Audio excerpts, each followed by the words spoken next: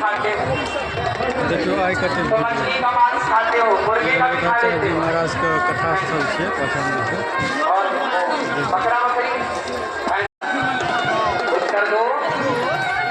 क्या ईश्वर की अदालत में इस सबसे हत्या ज्यादा का भीड़ हिसाब है ना होगा? बाबा अनिरुद्धाचार्य जी बिहार महाराज के की भक्तों कथा बताओ से देखिए जोर से होगा, तो फिर क्यों क्यों ये पाप अपने ईमान से लादते हो साहब?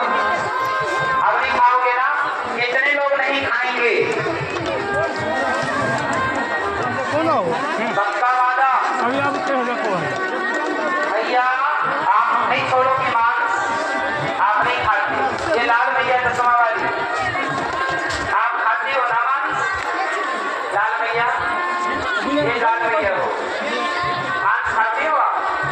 चश्मा वाली भैया खाते हो? आ जाना नहीं, ये आपके आगे वाली भैया को